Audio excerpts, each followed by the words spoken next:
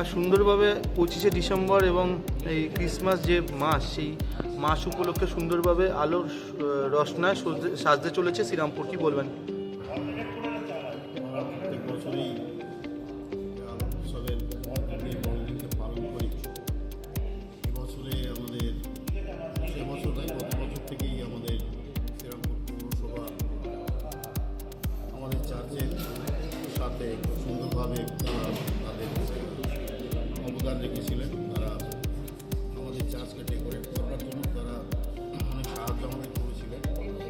সেই জন্য আমরা তাদের প্রতি কৃতজ্ঞ। এবং এবছরও আমরা আশা করছি আমরা ঠিক সেইভাবেই এই বড়দিনকে আমরা পালন করতে পারবো। কারণ বড়দিনটা শুধুমাত্র আমাদের জন্য নয়, খ্রিস্টানদের জন্য নয়, বড়দিন সমগ্র বিশ্ব মানবের জন্য। ফাদার, আপনার নাম? আপনার নাম? আমার নাম মোহাম্মদ সামি। বড়দিন উপলক্ষে শ্রীরামপুর আবার মানে নতুনভাবে সাজতে চলেছে, কি বলবেন? শ্রীরামপুরের হিস্ট্রিটা হচ্ছে অনেক পুরনো। যখন কলকাতা পত্তন হয়নি তখন শ্রীরামপুরটা 200 বছর আগে চলে এসেছে। এখানে 1787 সালের বিল্ডিং থেকে শুরু করে শ্রীরামপুর কলেজ অ্যান্ড আদার্স যা এস্টাবলিশমেন্ট আছে যেগুলোকে ডেনমার্ক গভর্নমেন্ট বা ওয়েস্ট বেঙ্গল ট্যুরিজমের মাধ্যম দিয়ে এগুলোকে রিস্টোরেশন করা হয়েছে। এগুলো খুব দ্রষ্টব্য স্থান। এখানে ক্রিসমাস সেইভাবে পালন হতো না, কিন্তু এখন শ্রীরামপুর মিউনিসিপ্যালিটির তরফ থেকে একটা সুন্দর প্ল্যানিং করে পুরো শহরটাকে সাজানো প্রোগ্রাম নিয়েছেন।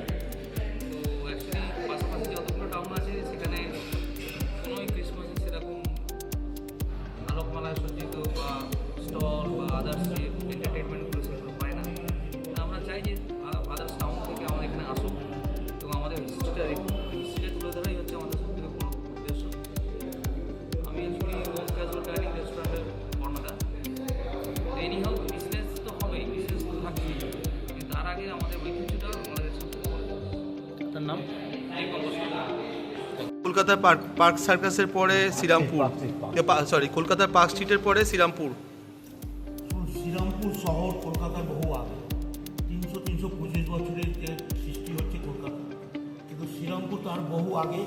এবং যে রেস্তোরাঁ ব্যবসা, যেটাকে রেস্টুরেন্ট আমরা বলি, সেটা কিন্তু আমাদের এই শ্রীরামপুর থেকে শুরু হয়েছে। এই শ্রীরামপুর শহরে আজকে আমরা দেখেছি আমাদের সেন্ট ওলাফ চার্চ আছে, বহু পুরাতন চার্চ, এবং সেটা হেরিটেজ হয়েছে, ঘোষণা করেছে। অর্থাৎ সেই চার্চকে সামনে রেখে আমাদের প্রত্যেক বছর এখানে বড়দিনের সময় ভালো 3-4-5 দিন ধরে ভালো করে উৎসব হয়। বহু শহর দূর দূর থেকে মানুষ আসেন। আমরা ভাবছি এটাকে সামনে রেখে আমরা 10 দিন ব্যাপী বড়দিন উৎসব যেটা হয় সেটাকে আমরা, এবং নববর্ষ বাংলা, সেটাকে নিয়ে একটা উৎসব করব। তাই আজকে আশেপাশে যারা ব্যবসায়ী বন্ধুরা আছে, যারা এখানে করে, তাদের প্রত্যেককে আজকে আমরা এখানে ডেকেছি। আজকে আমরা প্রাথমিক আলোচনা করেছি। আর এটা কাউকে কম্পিটিশন করা নয়, পার্সেন্টের মতো তার চেয়ে ভালো আমরা করতে পারি, হয়তো আগামী দিনে ছড়িয়ে যেতে পারি। কম্পিটিশন, আমরা শ্রীরামপুরের উৎপত্তি, এই রেস্তোরাঁ ব্যবসা শ্রীরামপুরের উৎপত্তি। এটা ব্যবসায়ী স্থল, এটা ব্যবসায়িক কেন্দ্র ছিল এই ডেনমার্কের টাইমে। অতএব আমরা এই শহর, ঐতিহাসিক শহরে সেই জিনিসটা আমরা করতে যাচ্ছি। প্রত্যেকের সহযোগিতা চাই। আমরা যারা বন্ধুরা আছে শ্রীরামপুরবাসীর কাছে, প্রশাসনের কাছে এবং মিডিয়া বন্ধুদের কাছে আমরা সহযোগিতা চাই, যাতে আমরা সাকসেস হতে পারি, এটাকে আরও সুন্দরভাবে ছড়িয়ে দিতে পারি শ্রীরামপুর শহরের নাম। Thank you.